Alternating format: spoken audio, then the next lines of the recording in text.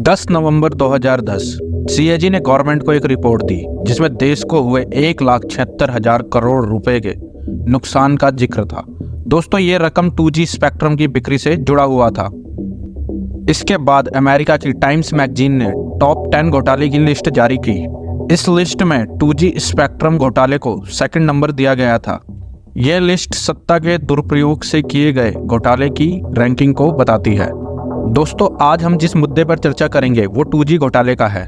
हम जानने की कोशिश करेंगे कि 2G घोटाला क्या है, 2G घोटाले की बैकग्राउंड की भी चर्चा करेंगे। इस घोटाले में कौन कौन शामिल था, इसको भी जानने की हम कोशिश करेंगे। इसके साथ साथ ही आपको यह पता चल जाएगा कि टाइम्स मैगजीन ने 2G घोटाले को सेकंड नंबर क्यों दिया और राजनीति की हवा को कैसे 2G स्कैम ने बदल डाला, क्योंकि 2G स्कैम ही इतना बड़ा मुद्दा था जिसकी वजह से यूपीए सरकार गिर गई और केंद्र में एनडीए वाली बीजेपी सरकार आई और इसी घोटाले की वजह से दिल्ली में आम आदमी पार्टी की सरकार बनी। आइए दोस्तों, अपनी इस वीडियो की शुरुआत करते हैं। स्वागत है आपका फ्री स्टडी पर। मेरा नाम है सुनील। सबसे पहले हम 2G को जानने की कोशिश करते हैं।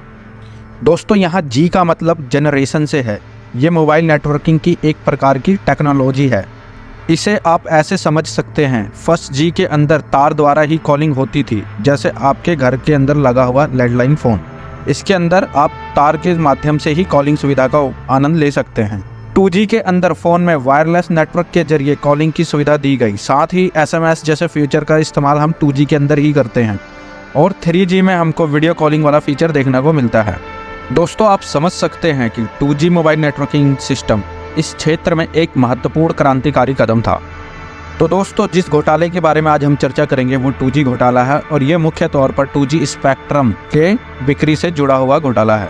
उस समय संचार मंत्री थे ए राजा। उन पर 2G स्पेक्ट्रम की बिक्री कम कीमत पर करने का आरोप था। साथ ही ये आरोप भी था कि लाइसेंस को पहले आओ पहले पाओ नीति के तहत सिलेक्टेड व्यक्तियों को ही दिए गए। इस घोटाले में ए राजा सहित कॉर्पोरेट हाउस के बड़े व्यक्तियों को भी जेल जाना पड़ा था। आइए दोस्तों, चर्चा करते हैं 2G स्कैम कैसे उजागर हुआ। यूपीए कांग्रेस सरकार अपने दूसरे कार्यकाल के लिए प्रचार कर रही थी। आम जनता को लुभाने के लिए किसानों के 60,000 करोड़ रुपए का कर्ज माफ किया गया। साथ ही साथ ग्रामीण व्यक्तियों के लिए मनरेगा जैसी स्कीम लॉन्च की गई जिसमें 100 दिन की रोजगार गारंटी दी गई थी।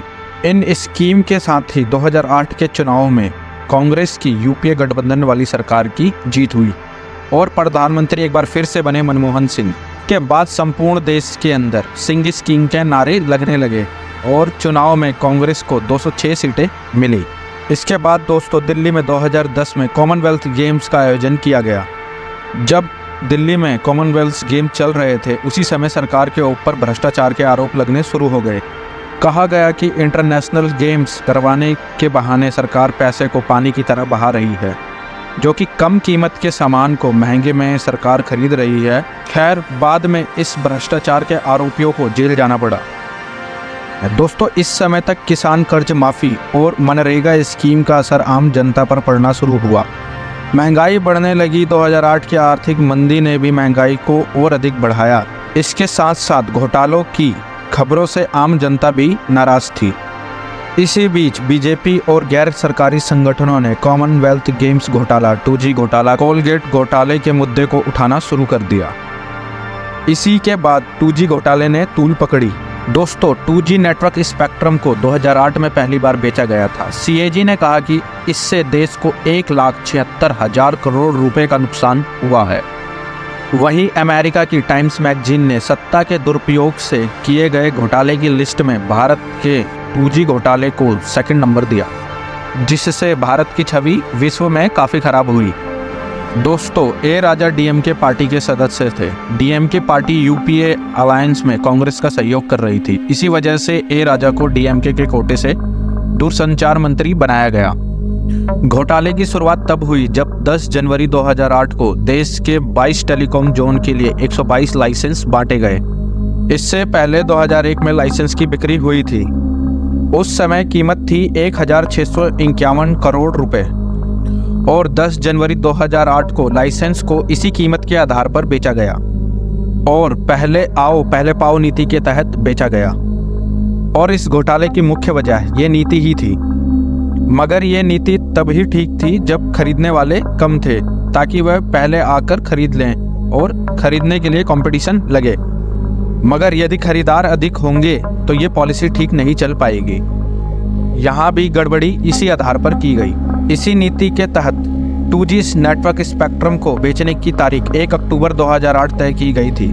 बाद में इसको कम करके 25 सितंबर 2008 कर दी गई। इससे यह हुआ कि सरकार ये चाहती थी कि 2G लाइसेंस कुछ खास कंपनीज को मिले, वो उनको मिले। दोस्तों, कुल 9 कंपनियों को 122 लाइसेंस बेचे गए। बाद में इन सभी कंपनियों ने अपने हाफ शेयर्स को 7 से 8 गुना महंगे दामों पर दूसरे कंपनियों को बेच दिए। लाइसेंस बेचने की प्रक्रिया में हद तब हुई जब स्वर्ण टेलीकॉम जैसी कंपनी को भी लाइसेंस मिल गया। दोस्तों, स्वर्ण टेलीकॉम जो कंपनी थी वो टेलीकॉम सेक्टर की एकदम न्यू कंपनी थी। ये टेलीकॉम नहीं बल्कि रियल इस्टेट की कंपनी थी, और रियल इस्टेट की कंपनी को टेलीकॉम सेक्टर के अंदर लाइसेंस मिल जाना, आप समझ सकते हैं कि ये किस तरीके से घोटाले की ओर जा रहा है और या घोटाले को इंडिकेट कर रहा है। बाद में स्वर्ण टेलीकॉम ने अपने 45% शेयर्स को 42,000 करोड़ रुपए में यूएई की एटिसलाट कंपनी को बेच दिया। अब दोस्तों, आप देख सकते हैं ए राजा द्वारा ऐसी कंपनीज को लाइसेंस दे दिया गया जिनको टेलीकॉम सेक्टर की कोई भी एक्सपीरियंस नहीं है, और कुछ सेलेक्टेड व्यक्तियों को लाइसेंस बांटे गए। इससे यह पता चलता है कि ए राजा द्वारा अपने सेलेक्टेड कंपनीज को लाइसेंस बांटे गए और प्री प्लान तरीके से उन्होंने 2G लाइसेंस को बेचा। ए राजा पर जो आरोप लगाए गए सस्ते दामों पर स्पेक्ट्रम बेचने का, कई कंपनीज ने लाइसेंस को सस्ते दामों पर खरीदकर कई गुना महंगे दामों पर बेचा। जो टेलीकॉम सेक्टर की कंपनियां नहीं थी उनको भी लाइसेंस दिए गए। सरकारी नियम यह था कि लाइसेंस मिलने के 3 साल तक लाइसेंस को बेचा नहीं जा सकता। इस पॉलिसी को भी चेंज किया गया। इसके बाद विपक्ष द्वारा बार बार इस घोटाले पर हमला किया जा रहा था। इस घोटाले को उजागर करने की कोशिश की जा रही थी और मीडिया में भी यह मामला तूल पकड़ा हुआ था। तभी 10 नवंबर 2010 को CAG यानी controller and auditor general of India ने अपनी रिपोर्ट में कहा कि ये घोटाला 1,76,000 करोड़ रुपए का है। 2G स्पेक्ट्रम की बिक्री में देश को 1,76,000 करोड़ रुपए का नुकसान हुआ है। दोस्तों, CAG का मुख्य कार्य है वो ऑडिट करना है, यानी सरकार को जो पैसा जिस काम पर लगाना था वो पैसा वहीं लगा है कि नहीं, ये देखना। इस रिपोर्ट के आने के बाद भी जो उस समय संचार मंत्री थे ए राजा, उन्होंने इस्तीफा नहीं दिया। फिर इस मामले पर सुप्रीम कोर्ट ने अपनी कमेंट्स किए। उसके बाद ए राजा ने इस्तीफा दिया। इसके बाद इस मामले की जांच के लिए CVC यानी सेंट्रल विजिलेंस कमीशन ने CBI को जांच का आदेश दिया। इसके बाद दोस्तों फ़रवरी 2011 में ए राजा को गिरफ्तार किया गया और 15 महीने तक वह जेल में रहे। फिर मई 2012 में जमानत पर ए राजा बाहर आ गए। उनको धोखाधड़ी, जालसाजी और साजिश के आरोप में गिरफ्तार किया गया था। इसके बाद दोस्तों कपिल सिब्बल टेलीकॉम मिनिस्टर बने। उन्होंने जीरो लॉस की थ्योरी दी। उन्होंने मीडिया में डायरेक्ट कहा कि 2G स्पेक्ट्रम की बिक्री में देश को कोई नुकसान नहीं हुआ है, और ये भी कहा कि CAG टेलीकॉम सेक्टर की टेक्निकल बातों को नहीं जानती है, तो वो कैसे कह सकती है कि नुकसान हुआ है कि नहीं। सरकार ने यह कहा कि CAG को पॉलिसी के बारे में राय देने का कोई अधिकार नहीं है। इसके बाद दोस्तों संसद का मॉनसून सेशन शुरू हुआ। उसमें जमकर 2G घोटाले पर हंगामा किया गया। 13 दिनों तक संसद ठप पड़ी रही। विपक्ष ने डिमांड की कि JPC का गठन किया जाए, यानी जॉइंट पार्लियामेंट कमेटी का, ताकि इस घोटाले का खुलासा हो सके। इसके बाद दोस्तों 2012 में सुप्रीम कोर्ट ने 2G घोटाले की सुनवाई की और कहा कि स्पेक्ट्रम की बिक्री गैरकानूनी तरीके से हुई है।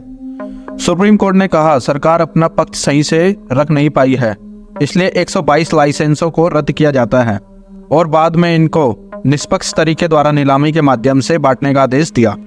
सुप्रीम कोर्ट ने Tata Teleservices, Unitech wireless, Swan Telecom पर 5-5 करोड़ रुपए का जुर्माना लगाया। 2G घोटाले की आंच इतनी बड़ी थी कि इसने 2014 के इलेक्शन में कांग्रेस की सरकार को ही उखाड़ दिया।